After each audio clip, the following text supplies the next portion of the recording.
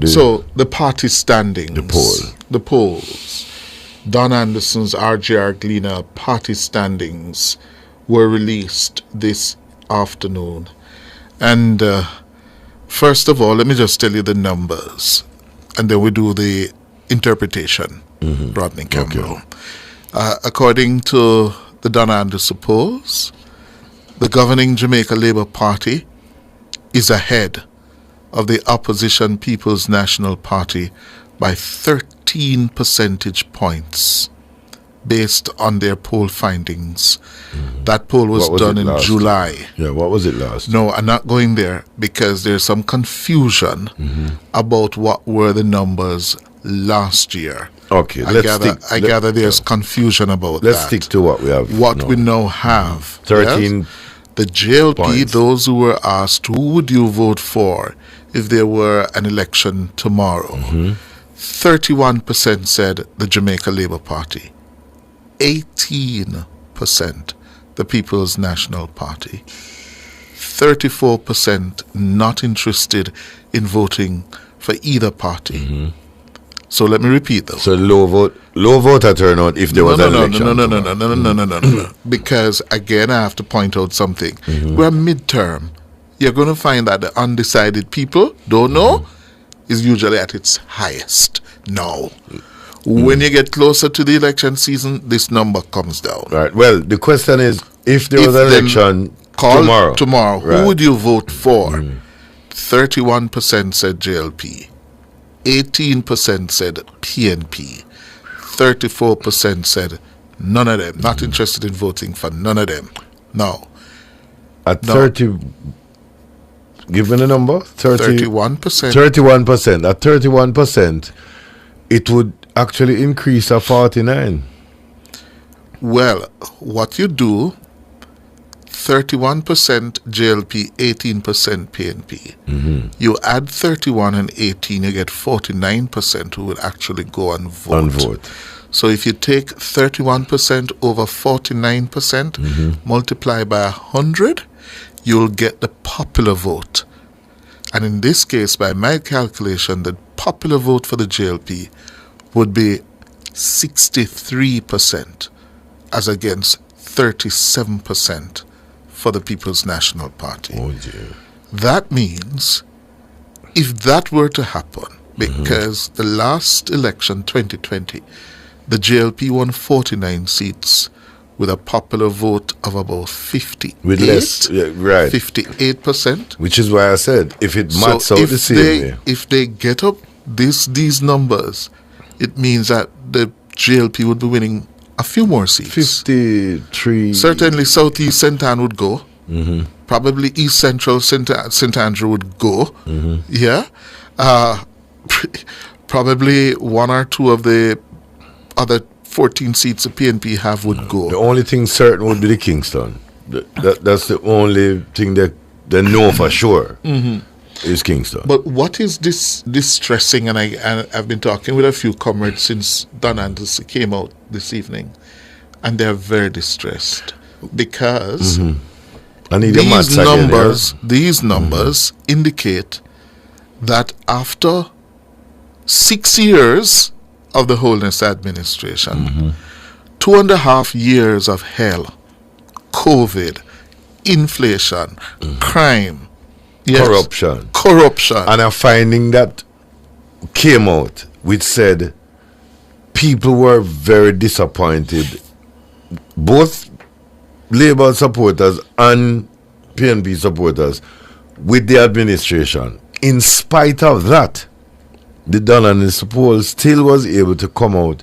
But the figures you gave a while ago, Cliff, is important for me insofar as 2020 being about 50 or 48, and this calculation you did now would work out to be about 65, you said? 63%. 63. In terms of the popular vote. So, in fairness, that would move 49. It means that to probably 54. It could be anything over 49. Let me just say that. Yeah, anything over 49. But that's a dagger in the life energy of the PNP. After 6 years of 3 of which, 2.5, 3, have been tumultuous. Yes, yes. Hell for any administration. Yeah. And you are not moving. The PNP is stuck.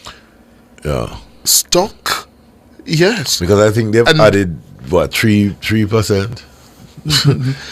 I hope tomorrow we'll get the full numbers in terms of what they were last year. Yes. But I gather there was some embarrassment this evening on radio when Dion quoted the numbers of last year.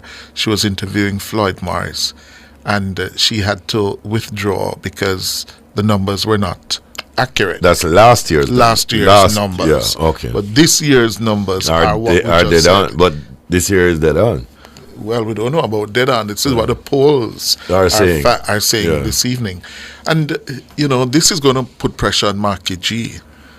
Because it's going to put pressure. Let me finish. What they're going to do. It's going to put pressure on Marky G because Marky G is going into his annual conference, his first annual conference this week, beginning Thursday into Sunday. There are those who are watching and are waiting. Yes? Vultures. Yes, that is the right word. Yes. Waiting to pounce. And Don Anderson polls, you can't call it. You can dismiss it. That's where I was going with it. Because what I want to hear more than anything is how they receive the Don Anderson polls. Because Don Anderson polls, that's the polls that they've always embraced and dared you to challenge. And we've heard how much they want to try and disparage other polls. Right? Blue Dot has said certain things. I have not yet heard the Don Anderson poll go wayward. And I think it is reasonable to say that we put it out there first. Right? Well, I don't know what they're going to do, but this is just more bad news. As a comrade was saying to me about half an hour ago, there's silence in the PNP groups. Yeah. Silence. Does the leadership care though? Some others are saying, listen, this is disaster, political disaster. Yeah, but does the leadership care? Of course they must. They must. They will pretend not to be disturbed. I will give you a quote in a Cliff. Arrogance in politics can make even a wet man forget the rain. But in a situation like this, they must be concerned, very concerned. I think they're saying because Marky G, I like that name. You see it, Marky G. Marky G. Mark Golding. Mark Golding has been on the road. Yes, he has been upping the ante. Yes, locally and through diaspora, and they have been stepping up their opposition politics. Yes. I think the problem they're having. The messaging and the politics of slash and burn. They have not been thoughtful. They have not been strategic in how they have been opposing the Holness administration. And some of the rhetoric they are not reading very well. Yes, the mood of the country and how people have moved on from the blind partisanship. They're not reading that well. And I've been telling all of them who want to listen to me, who don't need for stop, go back to the drawing board, wheel and come again in terms of policy prescription, hug up what needs to be hug up, and stop this slash and burn politics. Not going to happen. What you have, the rhetoric of the 70s, and not even the energetic rhetoric. The rhetoric of the 70s that was divisive. We've even gone down color lines, socioeconomic lines, personality. That's old-time business. But the messaging, you realize that every time we go down this road of questioning, we keep hearing, but they have no options, no solutions. They're not putting forward the alternative. That is why I maintain that they need to be more thoughtful, hug up what needs to be hugged up, yeah, and criticize in a way that is constructive. Stop the slash and burn. Stop the notion of or the belief that you go for what you think is popular. You're going to Aided and abetted by certain institutions. You're going to need, Cliff, to remove ego and an overindulgence of testosterone in the core. If the only people you listen to are the people who think like you, it's highly unlikely you're going to have variety in what you're trying to put out. And unfortunately, I think that there's a very tightly knit group who cares not for the experienced voices, for the tried and tested voices, for the neutral voices. They don't care. I think they've sat down and said, we have time.